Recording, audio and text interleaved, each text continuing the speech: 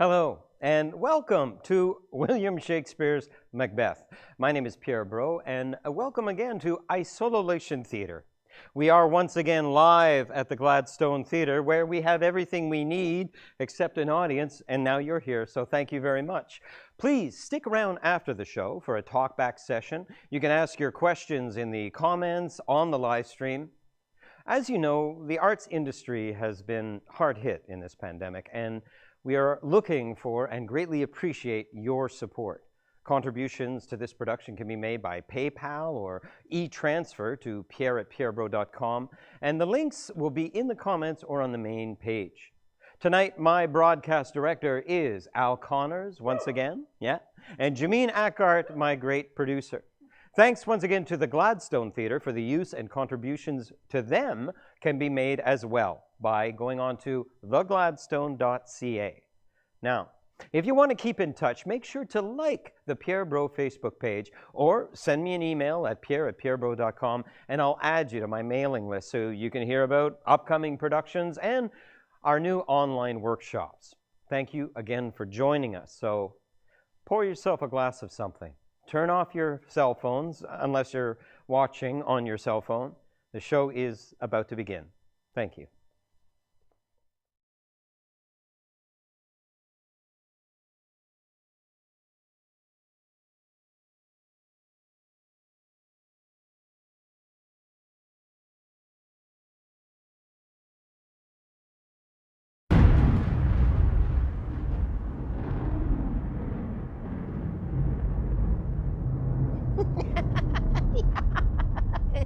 When shall we three meet again? In thunder, lightning, or in rain? When the hurly-burly is done, when the battle's lost and won, that'll be ere the set of sun. Where's the place? Upon the heath, there to meet with Macbeth.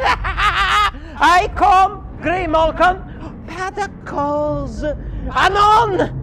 Fair is foul, and foul is fair. Hover through the fog and filthy air.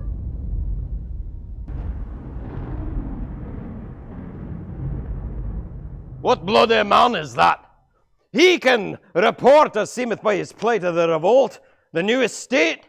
Oh, Father, this is the sergeant, who, like a good and hardy soldier, fought against my captivity. Hail, brave friend, and say to the king the knowledge of the broil, as thou didst leave it. Doubtful it stood, as two spent swimmers who do cling together and choke their art. The merciless Macdowland, and fortune on his damned quarrel smiling, showed like a rebel's whore. But all's too weak for brave Macbeth, and well he deserves that name, disdaining fortune with his brandished steel, which smoked with bloody execution, carved out his passage till he faced the slave which ne'er shook hands, nor bade him farewell till he unseamed him from the knave to the chops, and fixed his head upon our battlements. But I am faint, my grashes, they cry for help. Thy words are as thy wounds, they smack of honor both. Hey, go, get him, surgeons. Hey, who comes here? This is the worthy Thane of Ross. What a haste look he has in his eye. God save the king. Whence come thou, worthy Thane? From Fife, great king. Norway himself, with terrible numbers, assisted by that most disloyal traitor, the Thane of Cawdor, began a dismal conflict, point against point, rebellious arm against arm. But to conclude, the victory fell on us. Great happiness! No more shall the Thane of Cawdor deceive our bosom interests. Go, pronounce his present death, and with his former title, Great Macbeth, I'll see it done. What he hath lost, noble Macbeth hath won.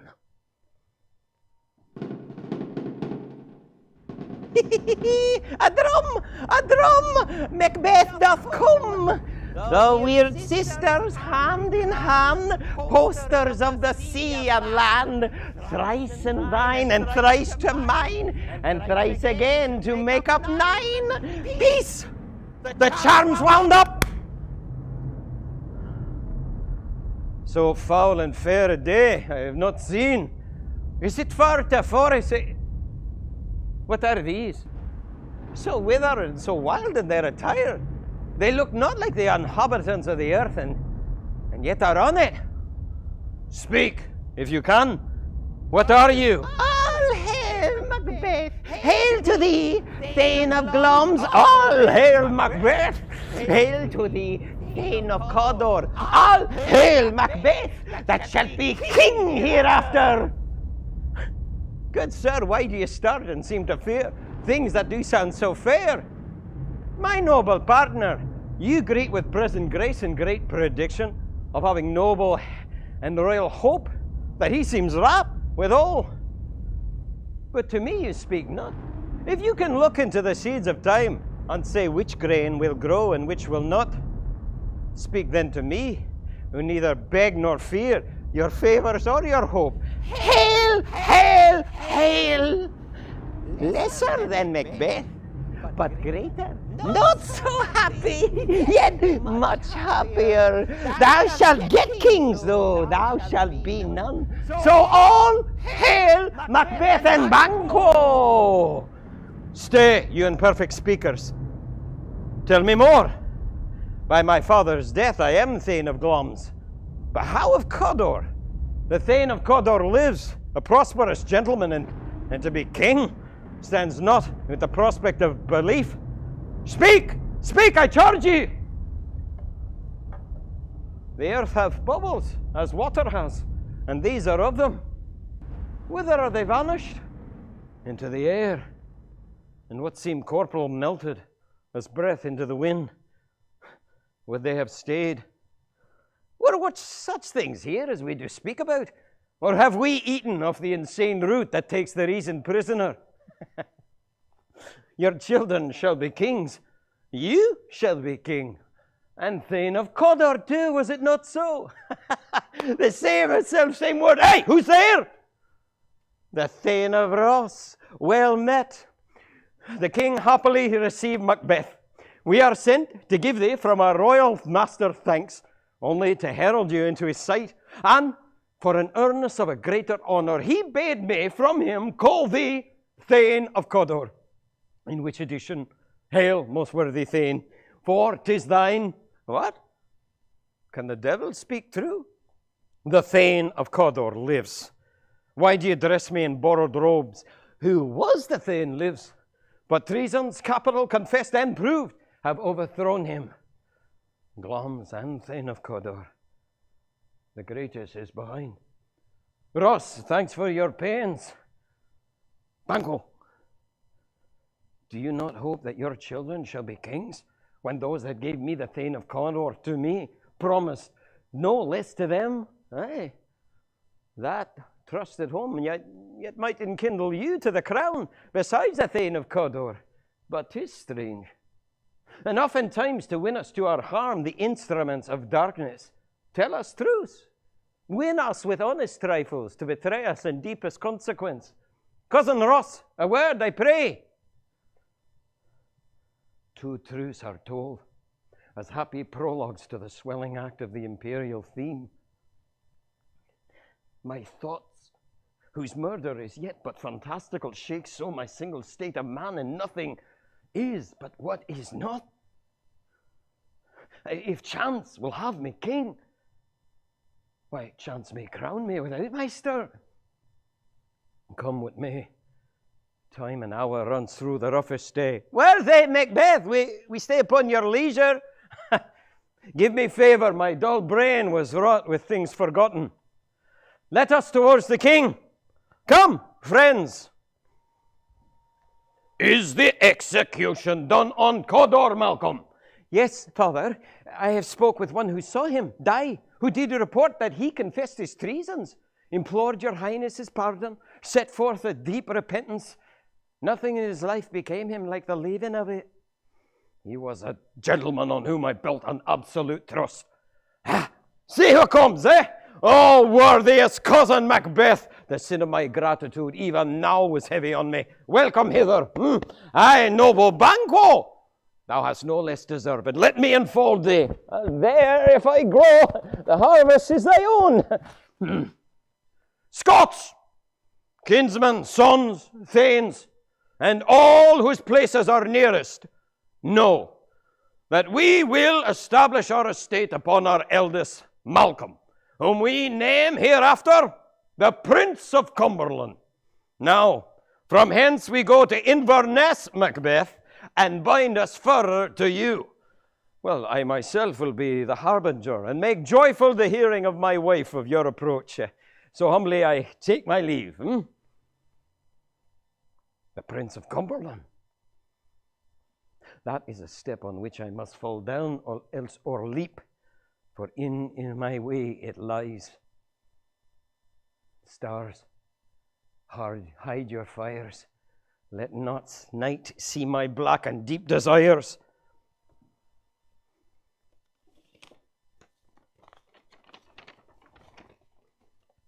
They met me in the day of success, and I have learned that they have more in them than mortal knowledge. When I was burned to desire to question them further, they made themselves air into which they vanished. Whilst I stood wrapped in wonder of it, came missives from the king, who all held me Thane of Cawdor, by which title before the weird sister saluted me and referred me to the coming on time with, Hail that shall be king. Yes, I have thought good to deliver thee, my dearest partner in greatness.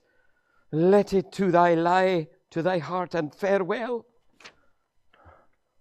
Glamis thou art, and Cawdor shalt be, what thou art promised. Yet I do fear the nature. Thy nature is too full of the milk of human kindness to catch the nearest way. Oh, hie thee hither, that I may pour my spirits in thine ear, and chastise with the valour of my tongue all that impedes thee from the golden round, which fate and metaphysical aid doth seem to have thee crowned withal. Aye, what's your tidings? The king, he comes here tonight. Thou art mad to say it. Is not thy master with him, who, 'twere so, would have informed me for preparation?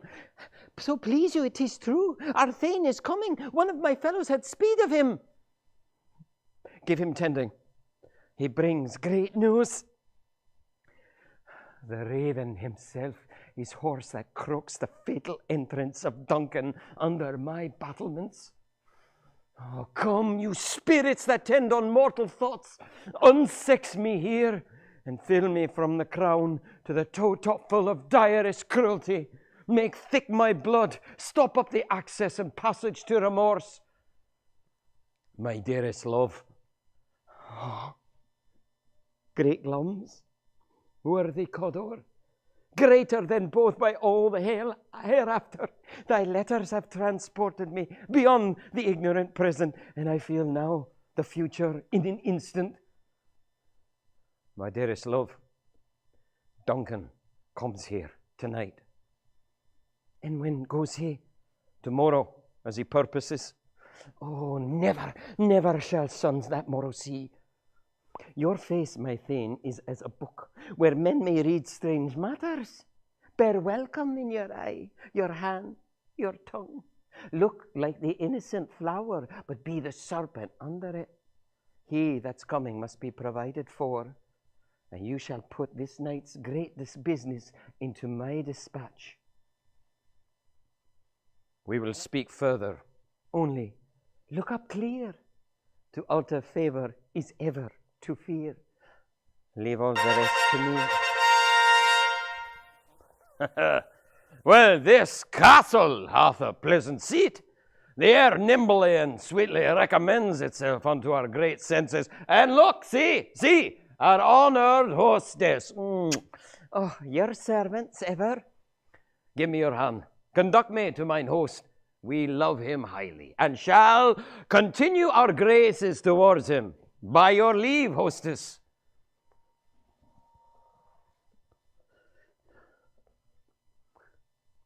If it were done, 'tis better, and well it were done quickly. He's here in double trust. First, I, as his kinsman, Then as his host, who should against the murderer shut the door, not bear the knife myself. I have no spur to prick the sides of my intent, only vaulting ambition which overleaps itself and falls over the other. How now? What news? He is almost supped. Why have you left the chamber? Has he asked for me? Know you not that he has? We will proceed no further in this business. He hath honoured me of late, and I have bought golden opinions from all sorts of people, which now would be worn in their newest gloss, not cast aside so soon. What's the hope drunk wherein you dressed yourself? Has it slept since? And wakes it now to look so green and pale at what it did so freely? Pray thee, peace. I dare do all that become a man. Well, what beast was it then that made you break this enterprise with me? When you durst do it, then you are a man. And to be more than what you were, you would be so much more the man. I have given suck, and I know how tender it is to love the babe that milks me. I would, while it was smiling in my face, have plucked it from my nipple, from its boneless gums, and dashed its brains out, had I so sworn as you have done to this. And if we should fail, we fail! But screw your courage to the sticking place, and will not fail. When Duncan is asleep, his 2 chamberlains will I, with wine and wassail, when in swinish sleep, what cannot you and I perform upon the unguarded Duncan? What not put upon his spongy officers, who shall bear the guilt of our great quell? Will it not be received when we have marked with blood those sleepy 2 of his own chamber, and used their very daggers, that they have done it? Who dares receive it other, as we shall make our griefs and clamour roar upon his death? I am settled and bent up each corporal agent to this terrible feat. Away, mock the time with fairest show. False face must hide what false heart doth know. A heavy summons lies like lead upon me, and yet I would not sleep. Merciful powers restrain me, the cursed thoughts that nature gives way to repose. Hey, who's there? It's a friend. Ah, what, sir? You not at rest? The king's abed.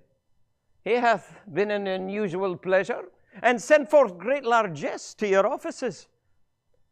I dreamed last night of the 3 weird sisters. To you they have shown some truth. Oh, man. I think not of them. Yet when we can entreat an hour or so, we would spend it in some words on that subject, if you would grant the time. At your kindest leisure. Good repose to you then. Thanks, sir. The like to you.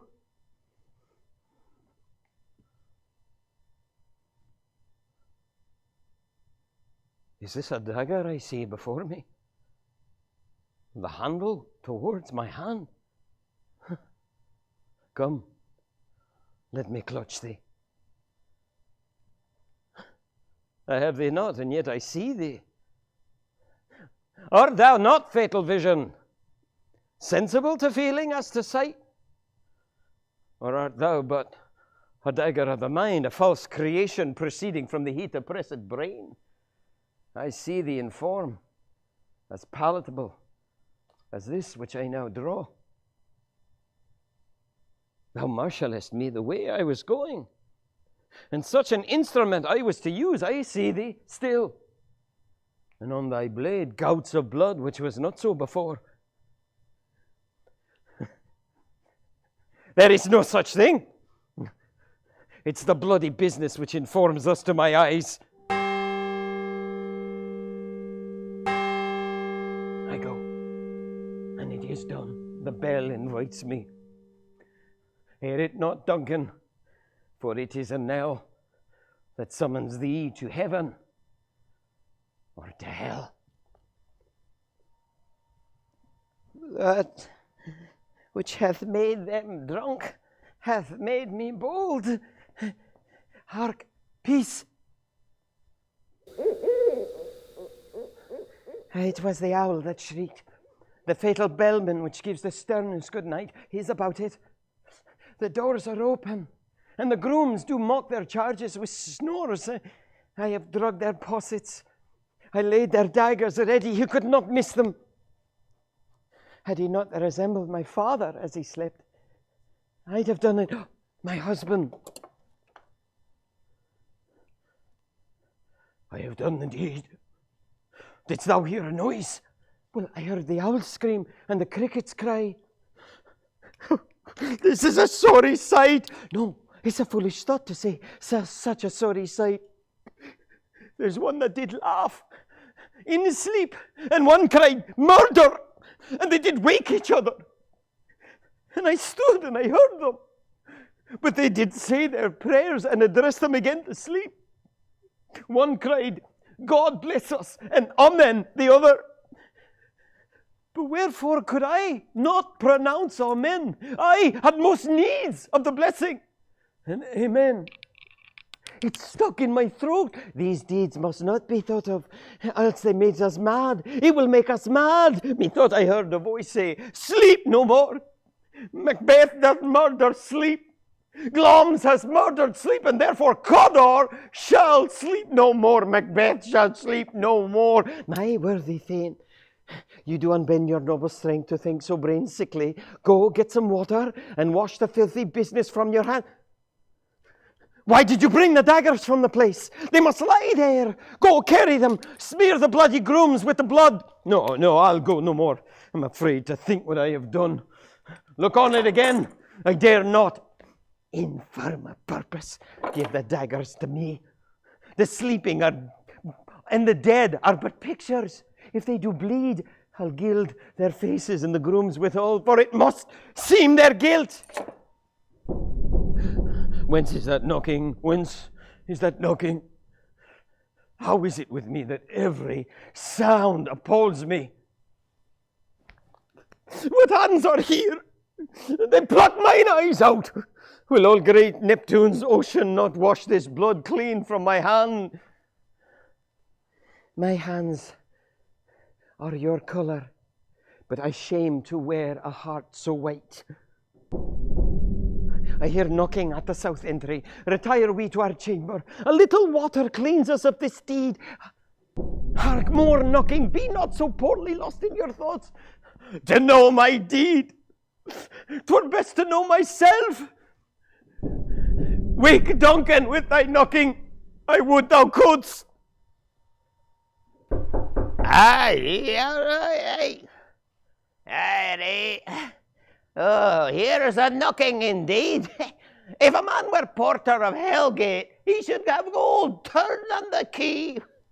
Oh, knock. Who's there? In the name of Beelzebub. Oh, here's a farmer that hanged himself on the expectation of plenty.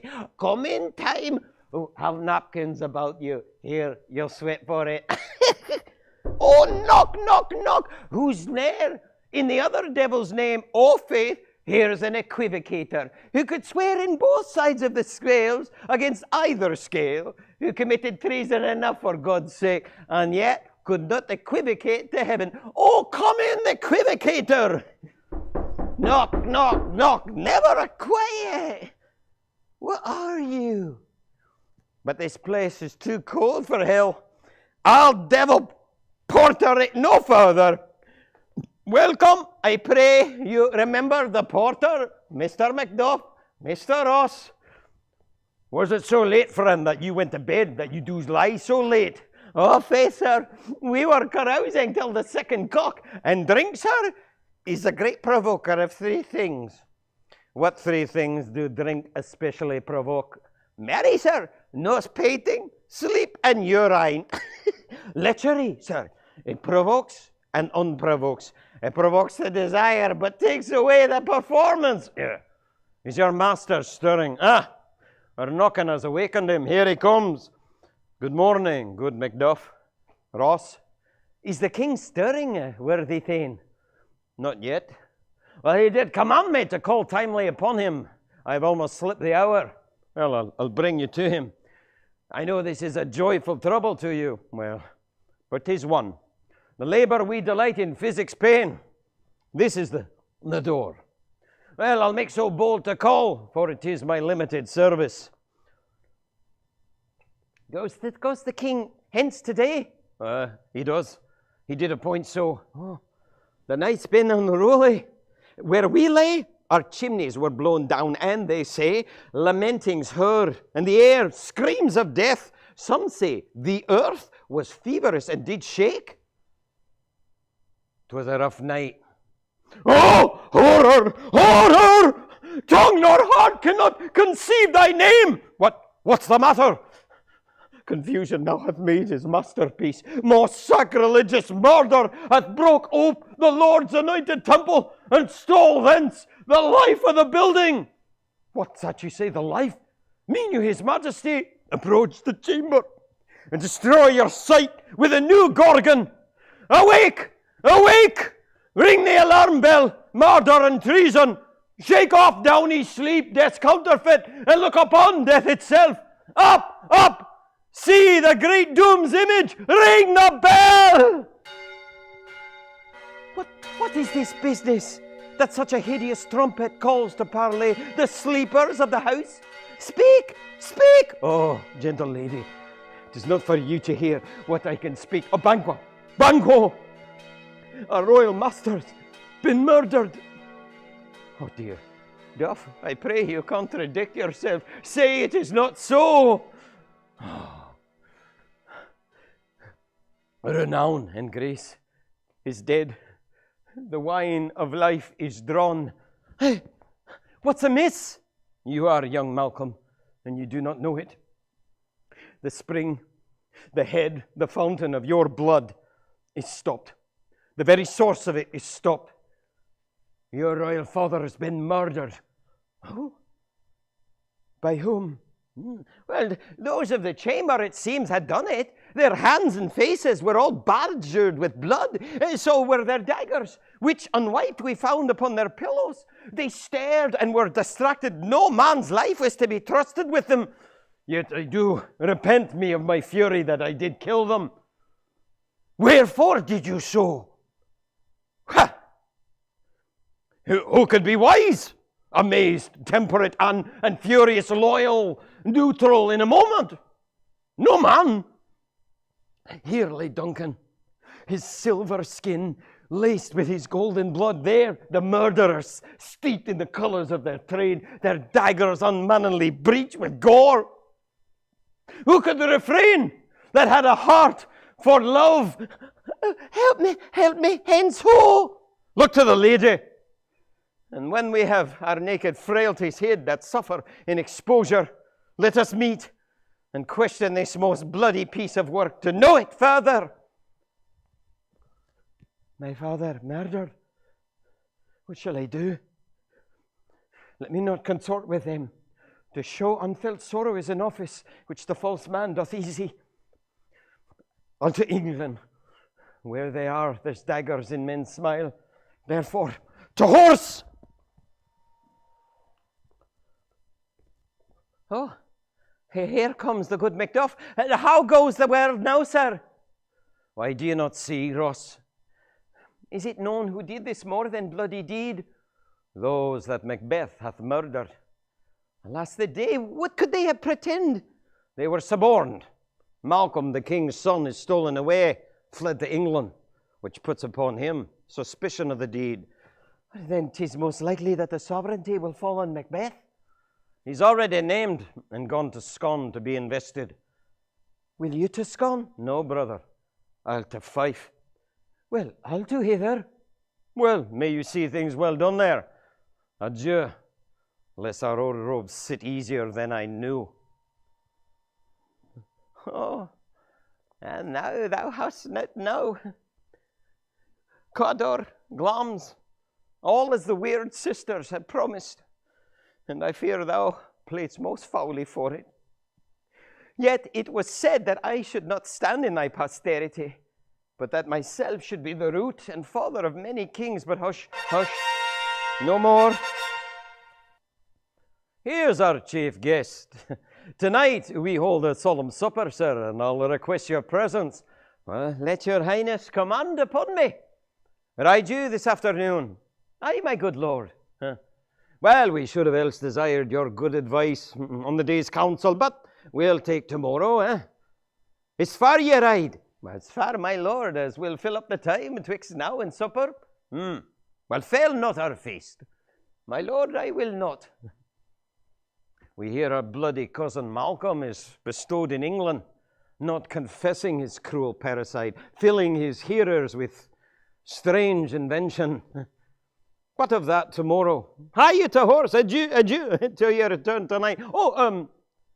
Goes your son Fleance with you? Aye, my good lord. Our time does call upon us. I wish you and your horses swift and sure of foot, and so I do command you to their backs, Go. Attend those men without the palace gate. Bring them before us. To be thus is nothing, but to be safely thus. Our fears in Banquo stick deep. There is none but he whose being I do fear, and under him my genius is rebuked. He chid the sisters when they first put the name of king upon me, and he bade them speak to him. And then prophet-like, they held him father to a line of kings, and upon my head placed a fruitless crown, and put a barren scepter in my grip. No son of mine succeeding. If it be so, for Banquo's issue have I filed my mind. For them the gracious Duncan have I murdered, to make them kings, the seeds of Banquo, kings. Who's there?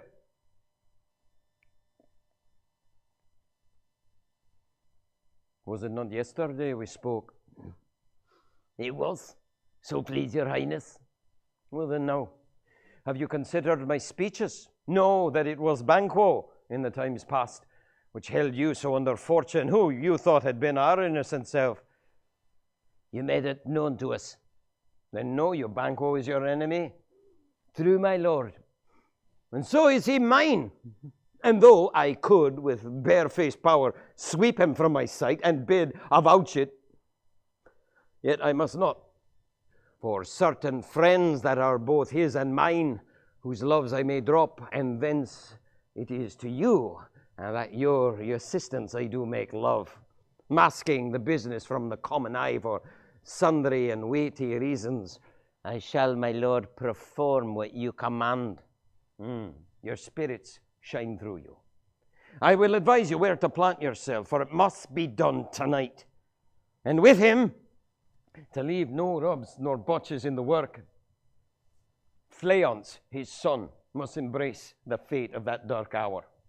Aye? Resolve yourselves. We are resolved, my lord.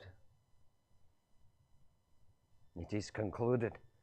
Banquo, thy soul's flight, if it find heaven, must find it tonight. Naught's had, all is spent. Where our desires is got without content. 'Tis safer to be that which we destroy than by destruction dwell in doubtful joy.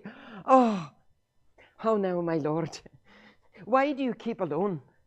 Are sorriest fancies your companions making, using those thoughts that should indeed have died with them they think on it? What's done is done. We have scorched the snake. We have not killed it.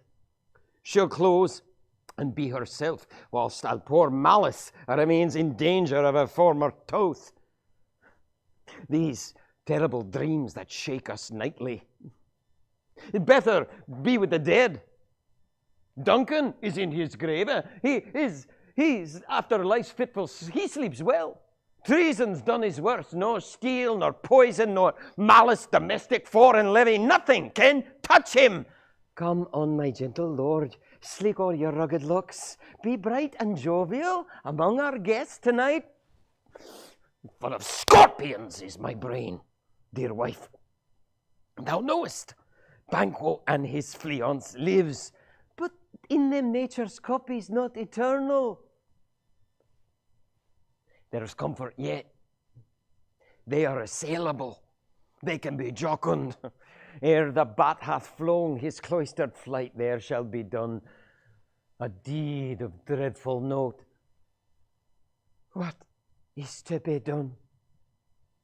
Be innocent of the knowledge, dear Chuck, till thou applaud the deed. Come, sealing night, scarf up the tender eye of pitiful day. Thou marvellest at my words, but hold thee still. Things bad begun make themselves strong by ill. So pray thee, go with me. The west yet glimmers with some streaks of day. Now spurs the lated traveller apace to gain the timely inn, and near approaches the subject of our watch. Give us a light there, ho! Hey, Fleance, my son! A light! A light! 'Tis he! It will rain tonight! Let it come down! Ah! Ah! No! Ah! Treachery! Fly, Fleance! Good Fleance, fly! Thou mayest avenge our slave! There's but one down. The sun's fled away. We have lost the best half of our affair. Well, let's away and say how much is done. You know your own degrees, eh? Sit down, sit down. At first, at last, the hearty welcome. Thank you. Thanks be to your majesty. Here I'll sit in the midst. Be large in mirth, eh? Anon we'll drink a measure the table round. There's blood on thy face. 'Tis Banquo's then. 'Tis better thee without than he within. Is he dispatched? Aye, my lord. His throat is cut. I did that for him. Oh, thou art the best of the cutthroats. Yet he's as good who did the same with Fleance. If thou didst, thou art non-parial. Most royal, sir. Fleance escaped. Then comes my fit again. I else had been perfect, but now I am cabined, cribbed, confined, bound into saucy doubts and fears. But Banquo's safe. Aye, my lord. Safe in a ditch he rides, with 20 trenched gashes in his head. Well, thanks for that. There the grown serpent lies. The worm that's fled hath nature that in time will venom breed. No teeth for the prison. My royal lord, you do not give the cheer. Sweet remembrance, sir. Now good digestion, wait on appetite, and health on both. Had we now our country's honour roofed, were the grace person of Banquo present, whom I may rather challenge for unkindness than pity for mischance, his absence, sir, lays blame on his promise, please your highness, to grace us with your company. The table's full. Well, here is a place reserved, sir. Where? Here, my good lord. What is it that moves your highness? Which of you has done this? Which of you has done this? What, my good lord? Thou canst say I did it. Never shake thy gory locks at me. Gentlemen, arise. His highness is not well. No, sit, worthy friends. My lord is often thus, and hath been from his youth. Pray you, keep seat. The fit is momentary. Upon a thought, he will again be well. Come, are you a man? Aye, and a bold one, that dare look on that which might appall the devil. Why do you make such faces when all's said and done? You look but on a stool. Pray thee, see there, behold, look! Lo, how say you, eh? If charnel houses in our graves must send those back that we bury? What? Quite unmanned folly? But if I stand here, I saw him. The time has been that when the brains were out, the man would die and that would be an end. But now they rise again and push us from our stools. This is more strange than such a murder is, my worthy lord. Your noble friends do lack you.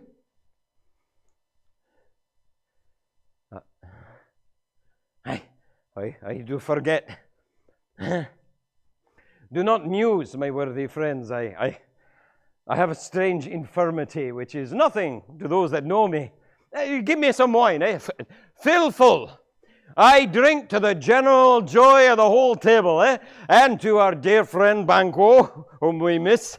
Would he were here, to all and him we thirst, and all to all our duties and our pledges. Avaunt! Quit my sight! Let the earth hide thee! Thy bones are marrowless. What man dare? I dare. Approach thou like the rugged Russian bear, the armed rhinoceros, or the higher-kind tiger. Take any shape but that! Hence! Horrible shadow, unreal mockery! Hence!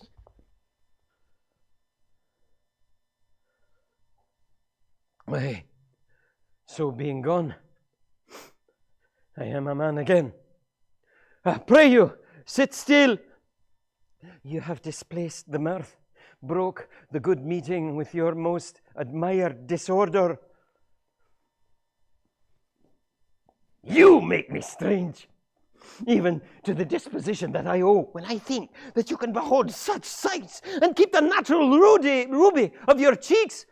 What sights, my lord? I pray you speak not to him. He grows worse and worse. Questions enrage him. At once, good night. Stand not upon the order of going, but go at once. Good night.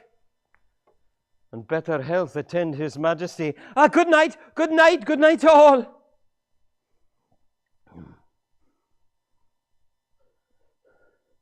It will have blood, they say. Blood will have blood. What is the night?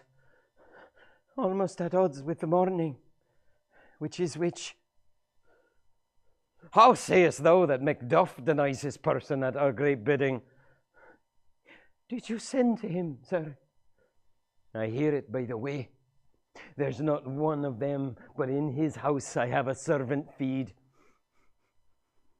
I will tomorrow to the weird sisters. More shall they speak. I am in blood, stepped in so far that should I wade no more, returning were as tedious as the go o'er. You lack the seasons of all nature. Sleep. Come, will to sleep. The strange self-abuse is the initiate fear that wants hard use. We are but young indeed.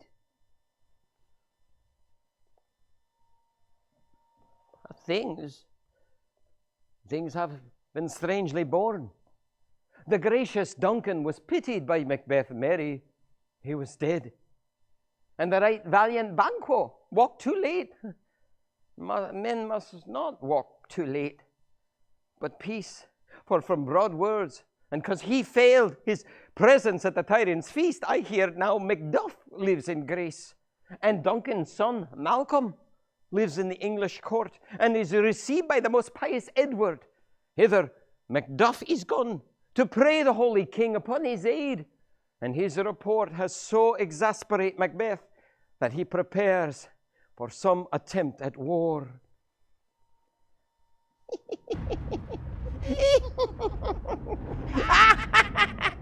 Thrice the brinded cat hath mewed, thrice and once the hedge pig whined. Harpier cries, 'Tis time, round about the cauldron go, in the poison entrails throw. Double toil and trouble, cauldron fire burn and cauldron bubble. By the pricking of my thumbs, something wicked this way comes. Open locks, whoever knocks.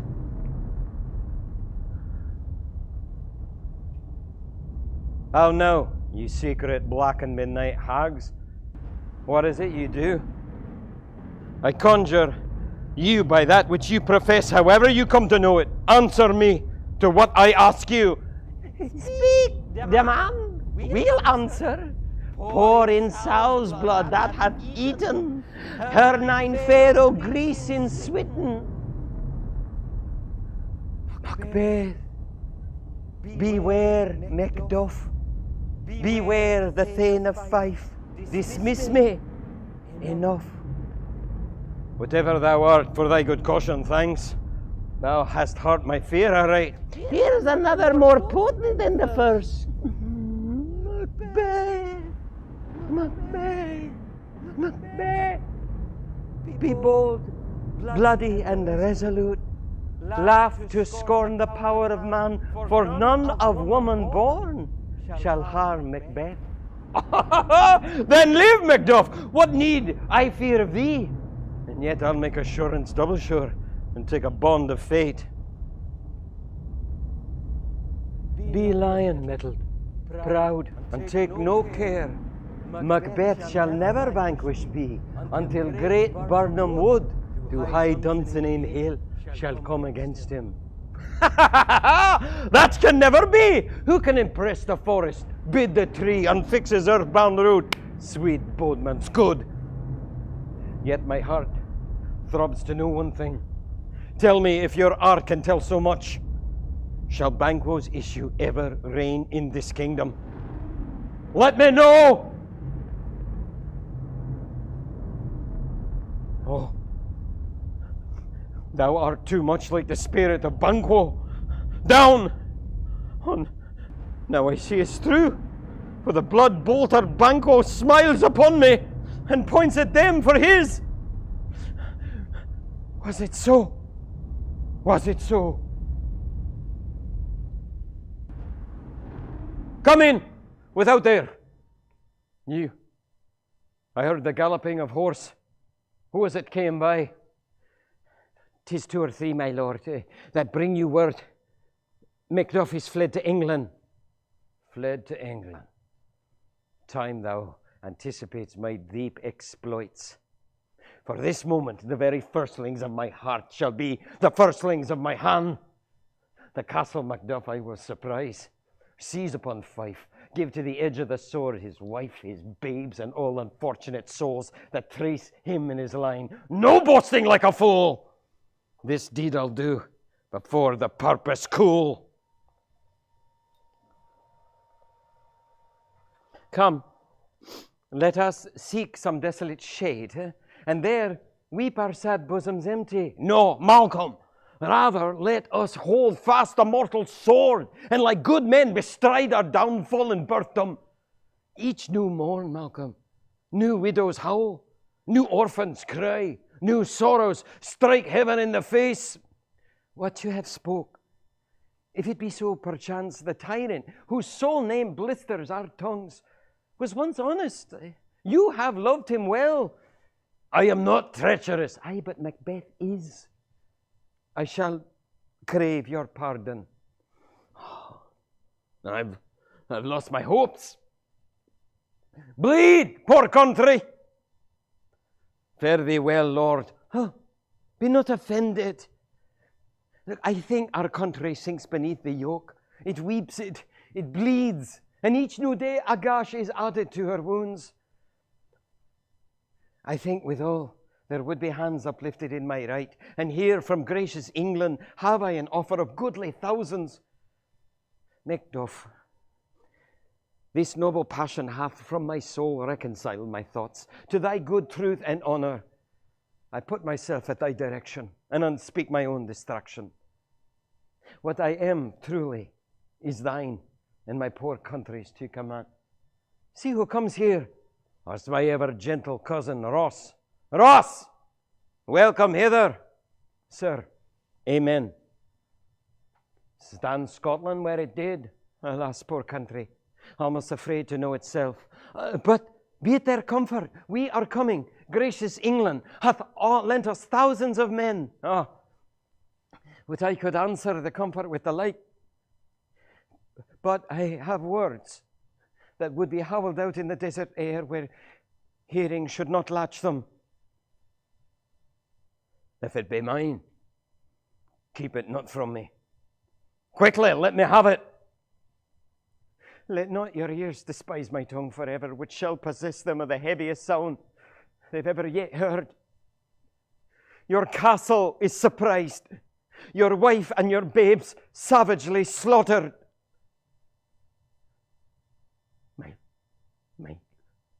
My children too. Wife, children, servants, all that could be found. Be comforted. Let us make medicines of our great revenge to cure this deadly grief. He has no children. Did you say all? What? All my pretty chickens and their damn at one fell swoon. We'll dispute it like a man. I will do so. But first, I must feel it as a man. Did heaven look on and would not take their part? Sinful Macduff!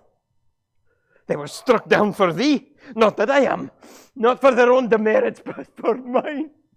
Their slaughter on their souls. Heaven rest them now. Be the whetstone of your sword.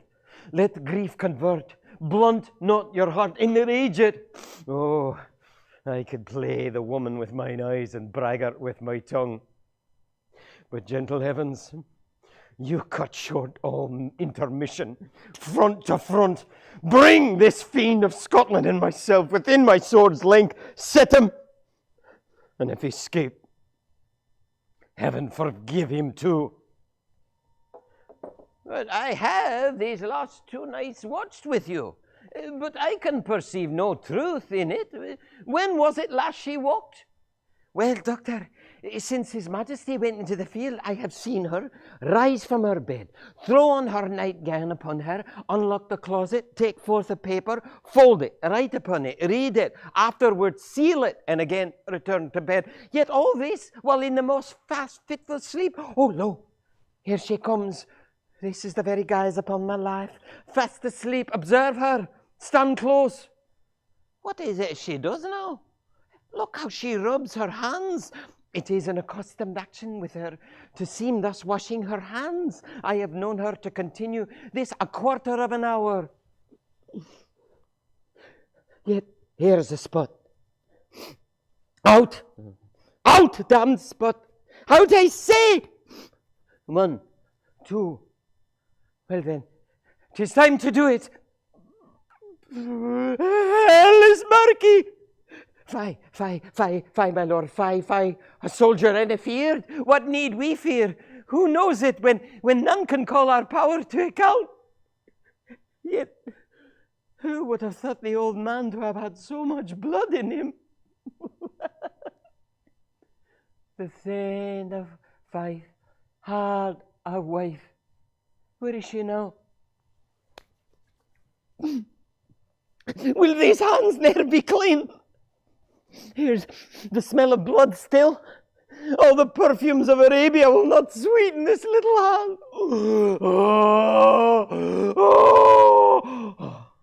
Wash your hands, put on your nightgown. Look not so pale, I tell you again. Banquo's buried. He cannot come out of his grave. To bed. There's knocking at the gate. Come on! Unnatural deaths. Do you breed unnatural troubles? This disease is beyond my practice. More she needs the divine than the physician, I think, but I dare not speak.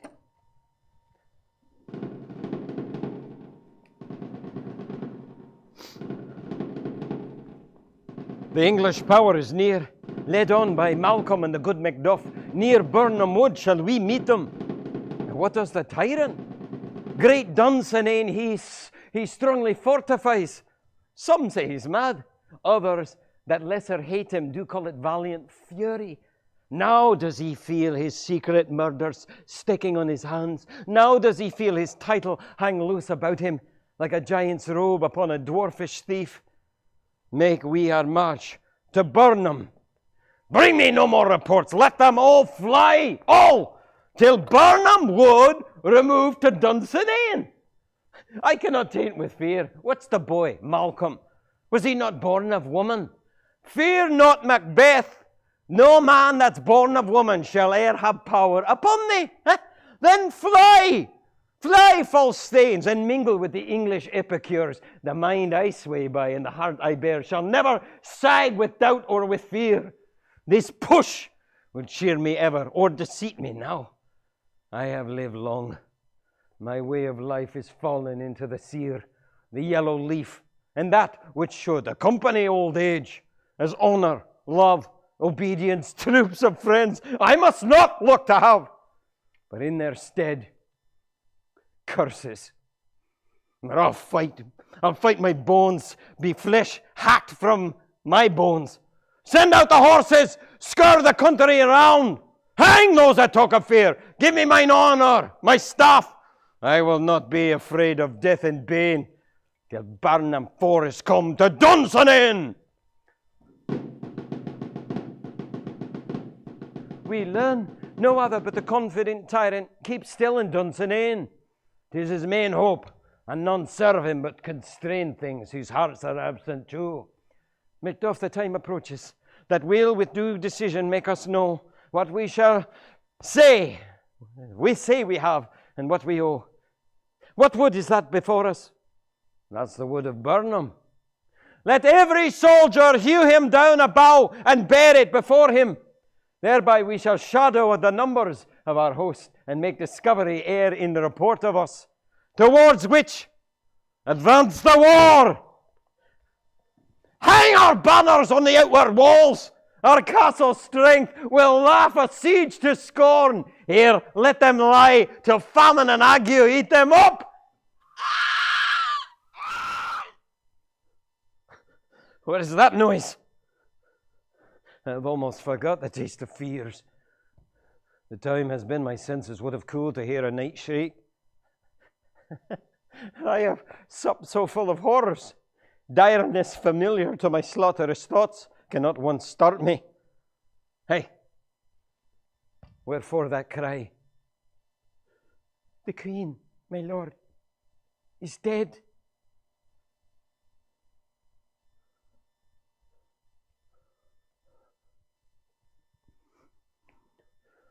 She should have died hereafter. There would have been a time for such a word. So tomorrow, and tomorrow, and tomorrow creeps this petty pace to the last syllable of recorded time. And all our yesterdays have lighted fools the way to dusty death. Out, brief candle. Life is but a walking shadow. A poor player who struts and frets his hour upon the stage and is heard no more. It is a tale told by an idiot, full of sound and fury, signifying nothing. Thou comest to use thy tongue, thy story, quickly! Gracious my lord, as I did stand my watch upon the hill, I looked towards Burnham, and anon methought the wood began to move. You liar and a slave! My lord, let me endure your wrath if it not be so. Within 3 miles you may see it coming. I say a moving grove. I pull in the resolution and begin to doubt the equivocation of the fiend that lies like truth. Oh, fear not till Burnham Wood come to Dunsinane, and now a wood comes to Dunsinane. Arm! Arm and out!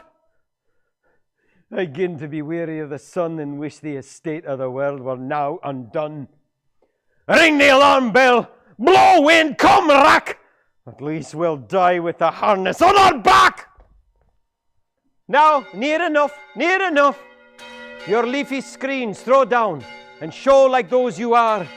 Make all the trumpets speak. Give them all breath, those clamorous harbingers of blood and death.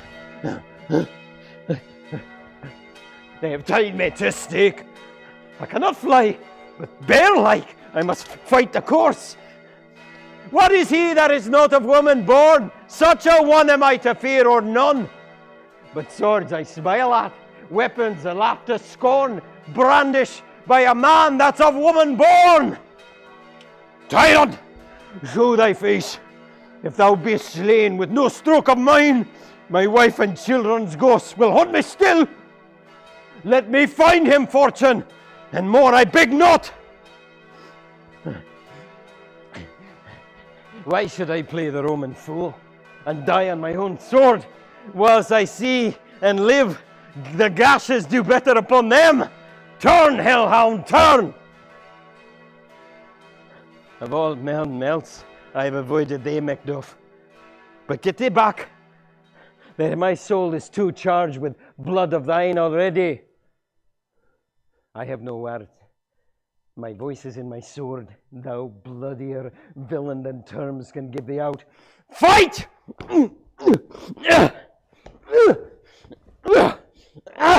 Thou losest labour.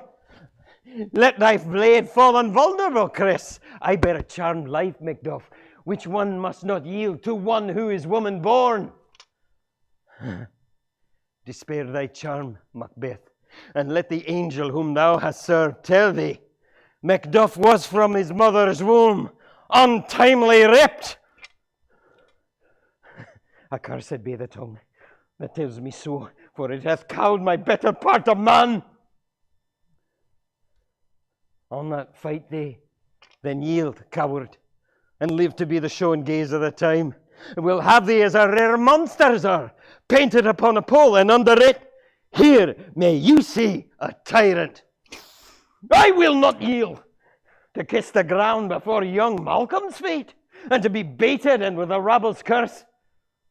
Lay on, Macduff, and damned be him that first cries, hold, enough!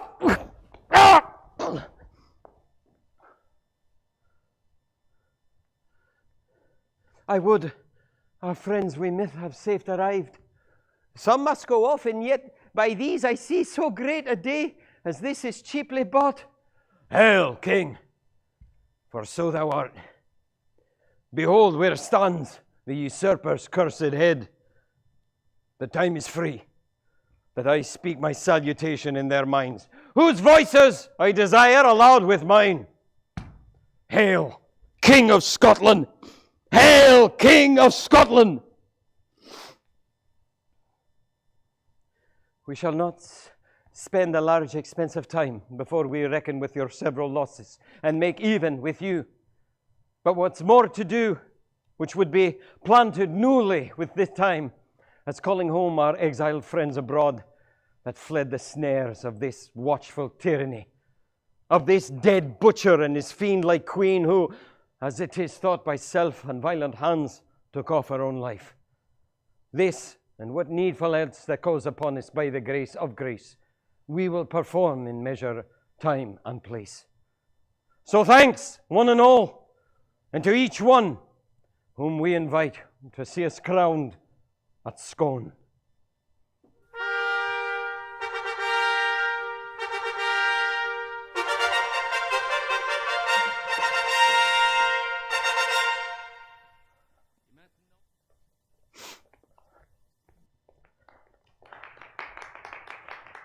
Thank you so much, ladies and gentlemen. Thank you for joining us on Isolation Theater. I am going to take a brief break for a couple of minutes just to get some water, and then I'll come back and answer any questions or comments that you may have. Thank you for sticking around. We'll see you in a bit.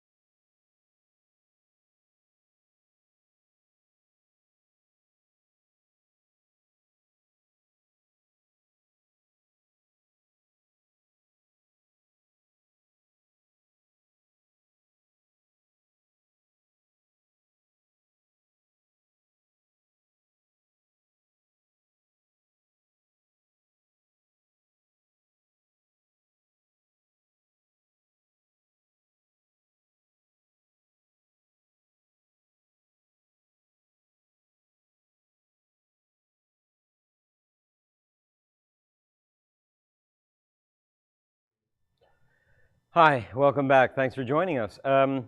Thank you again for joining us for this production of Macbeth. If you have any questions, we would love to hear it. Jameen, are there any questions?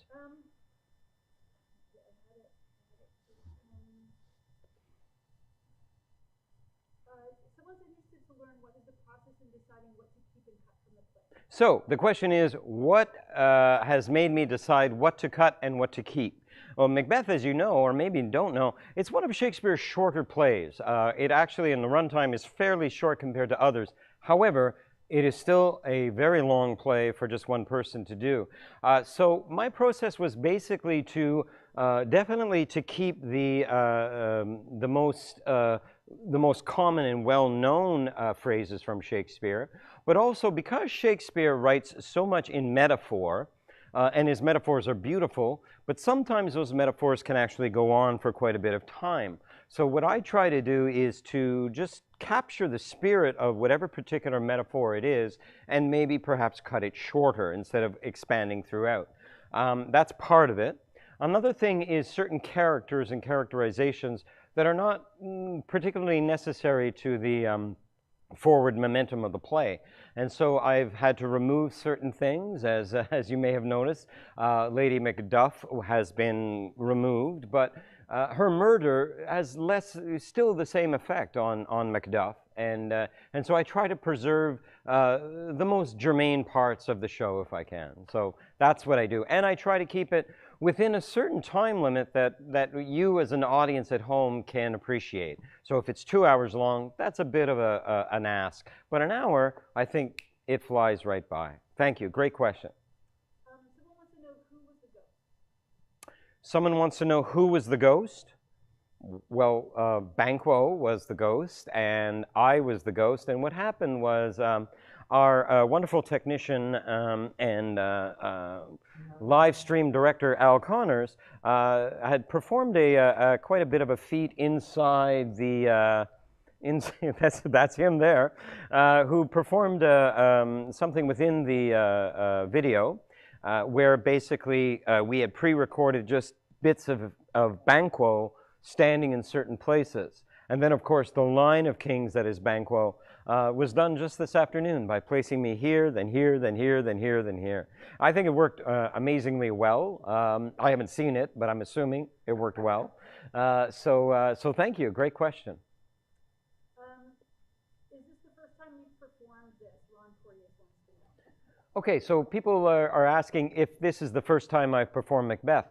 Actually, no. I've been in 2 professional productions of Macbeth, besides studying it intensely in school. I was part of a wonderful production at the National Arts Center that Peter Hinton directed, and I was playing Macduff at the St. Lawrence Shakespeare Festival down in Prescott. So I know this play really, really well. It is one of my favorite plays. And one of the things that I like most about it is the velocity of the storytelling, just how quickly it moves. And that has always, always interested me. And not to mention the great characterizations. One of the reasons this works well, as far as I am concerned, in solo, is because Shakespeare himself creates such distinctive characters and has a number of soliloquies that can be addressed directly to the audience. And so I took advantage of that while doing it.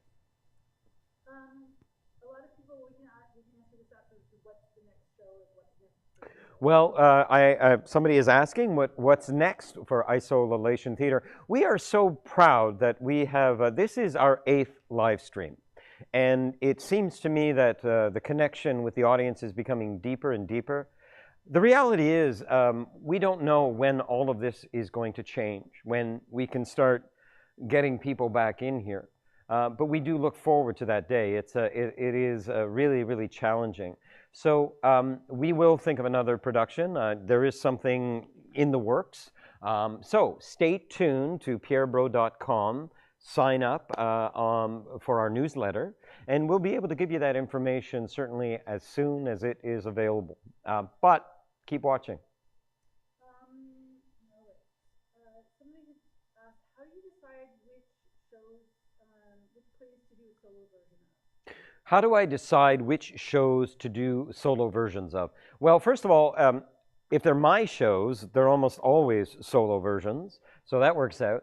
And then, so what happened is I look for material. First of all, if we're doing live streams, I have to make sure that that there's no issues with performance rights. So something like Shakespeare. We did Edgar Allan Poe at Halloween. We did Dickens at Christmas. We're doing Shakespeare now. I am in the process of writing another solo show, but I'm not so crazy about premiering it live stream. I would prefer to do it live here in front of an audience. But in the meantime, there are many, many other classical texts that I have been interested in looking at to performing. This was a complete experiment for me to see if Shakespeare can work well in solo productions. It's not done very often. I've only seen a solo version of Hamlet, and I haven't seen anything else. So it was a good opportunity for me to at least try my chops at Shakespeare, as it were. Well, along those lines, someone says, are there other Shakespeare plays which would lend themselves to the one-actor interpretation? So the question is, are there other plays that could lend themselves to that individual performance? Yeah. Other Shakespeares are available that can do that. I'm thinking of Hamlet, obviously, which is loaded with soliloquies. Things like Othello with Iago and Othello. So I mean, it is much more difficult to do more of a comedy because of the amount of characters and the interactive dialogue that goes on. So whereas tragedies, for some reason, have much more soliloquies involved in them. So who knows what's coming next, but definitely keep your eye out. I'm not done with Shakespeare yet.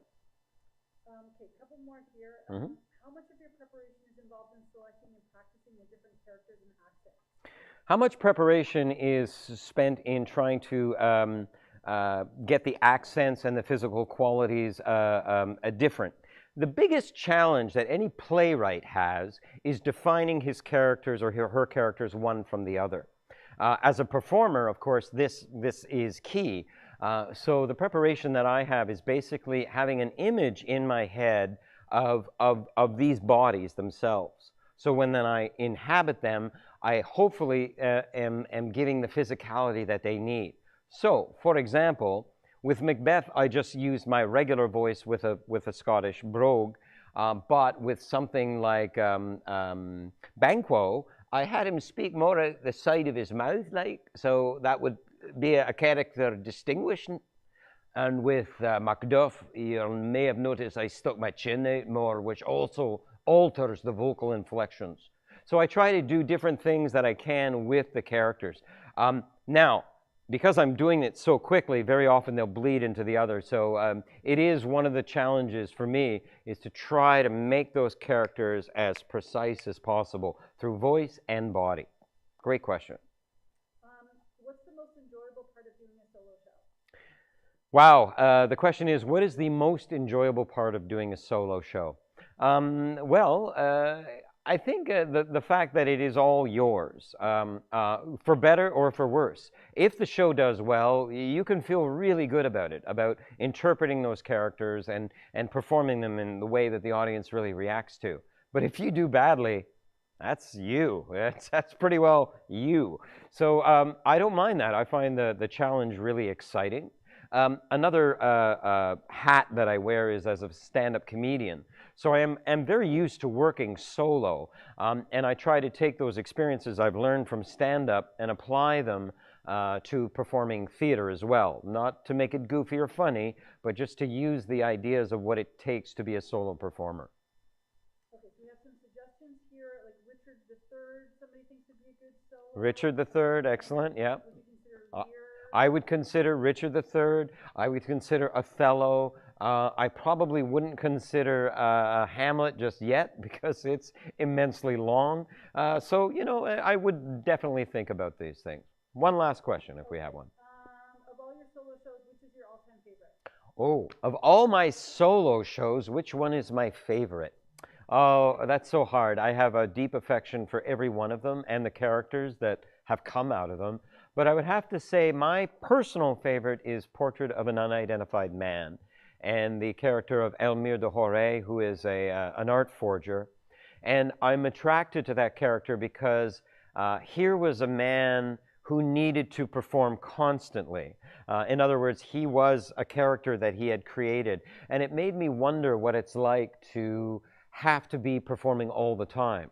I'm very lucky in that I perform, and then when the camera goes off or the audience leaves, I can be me again. But someone like Elmire couldn't, and that fascinated me. So that was definitely one of my favorites, but all of them have characters and reactions that I just love. All right, so thank you so much for joining us once again, and we hope... Donations, right, thank you. Again, once again, if you enjoyed the live stream, this is a free live stream, but we're always internet busking, as it were. So if you feel inclined to give us a donation, we certainly would appreciate it. You can donate at pierrebrault.com. Again, we do appreciate anything and everything that you send. My hope is that this would be our last live stream. My feeling, it may not be. But if it is not our last live stream, I hope I see you again. And if it is our last live stream, I hope I see you right there. Thank you so much for joining us. My name is Pierre Brault, and on behalf of my friend Al Connors and my friend Jameen Ackert, I wish you a very good night. See you next time.